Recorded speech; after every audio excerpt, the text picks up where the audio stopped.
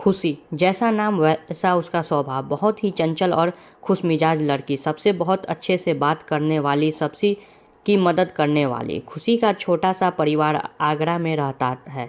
उसके परिवार में वे अपनी मम्मी और पापा बस 3 ही लोग हैं।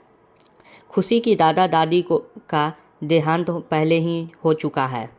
खुशी ने अभी 12वीं की फाइनल परीक्षा दी है और मेडिकल की तैयारी के लिए पूरे जोर शोर से लगी है। खुशी अपने मम्मी पापा की इकलौती बेटी है, तो उसके मम्मी पापा उसे किसी चीज़ की कमी नहीं होने देते।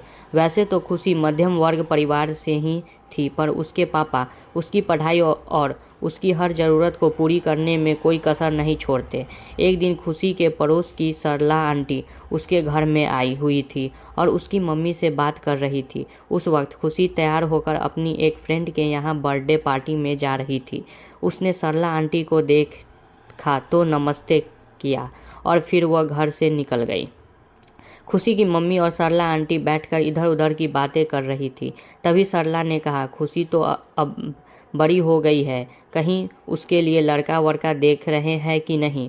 कहाँ अभी, खुशी तो अभी मेडिकल करना चाहती है और उसके पापा भी उसको पढ़ाना चाहते हैं। खुशी के मम्मी ने कहा, अरे आज के ज़माने में जवान लड़की को घर में कितना दिन रखिएगा, कभी न कभी तो भेजना है ससुराल।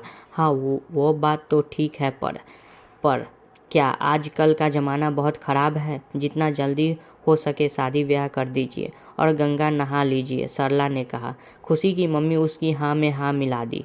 ठीक है, तब चलते हैं, अभी घर जाकर खाना भी बनाना है। प्रिंस के पापा आते ही होंगे। ऑफिस से कहकर सरला अपने घर चली गई। पर खुशी के माँ के दिमाग में खुशी की शादी की बात बो कर गई। अब रात में खुशी के पापा को खाना देने के बाद उसकी माँ उससे बोली, अजी सुनिए ना, हम कह रहे थे कि आपको नहीं लगता कि हमारी खुशी ब्याह के लायक हो गई है? तुम पागल हो गई हो क्या? उसने तो भी सिर्फ 12वीं की परीक्षा ही पास की है, अभी उसे और पढ़ना है। उसके पापा ने कहा, पढ़ाई तो वह ससुराल जाने के बाद भी कर सकती है। अरे नहीं, ससुराल कैसा मिलेगा? उसे पढ़ने देंगे कि नहीं?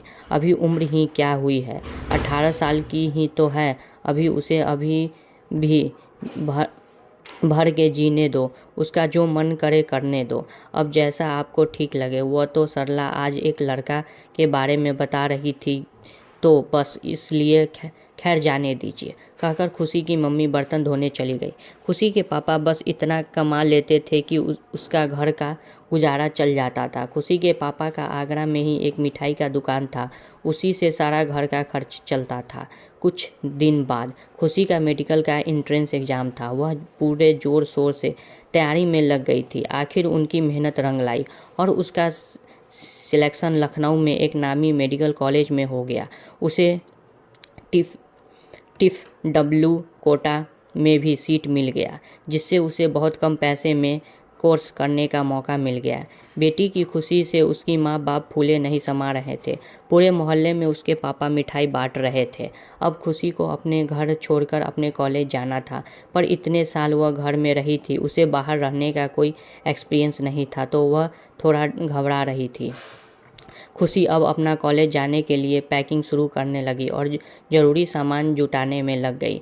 देखो खुशी, अपना सारा सामान अच्छे से चेक कर ले, कोई सामान छूटे ना हो। हाँ, वहाँ ज़्यादा किसी से दोस्ती नहीं, सिर्फ अपना पढ़ाई में ध्यान देना, उसकी माँ ने उसे समझा रही थी। हाँ माँ, मैंने सारा सामान रख लिया है और पढ़ाई में ही ध्यान दूंगी बस। और हाँ, हॉस्टल से अकेले बाहर मत निकलना, किसी सहेली को साथ लेकर जाना। माँ उसी को सिखा रही थी वहाँ कैसे रहना है। खुशी के कॉलेज जाने के दिन आ गए। उसकी माँ की आंखें नम हो गई। एक खुशी की जो ही थी जो उसके साथ हंसती खेलती, उससे बात करती थी। उसके पापा का अधिक समय तो दुकान में ही बीतता था। अब उसकी माँ को अकेले ही रहना था। खुशी के पापा भी थोड़ी दुखी थे। खुशी जब घर में रहती थी तो अपने पापा का भी मदद कर देती थी दुकान चलाने में, इससे उनको थोड़ा आराम भी मिल जाता था। अब सारा काम उन्हें को करना पड़ेगा। ठीक है बेटा, जाओ, और हाँ, पहुंचकर फ़ोन करना, खुशी की माँ ने कहा। ठीक है मम्मी।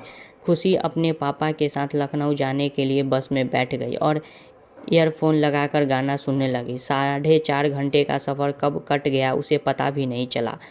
अब वह अपने सपनों के शहर लखनऊ पहुंच चुकी थी। दोस्तों, आगे इस कहानी सुनने के लिए हमें फॉलो करें और पार्ट 2 सुनना न भूलें।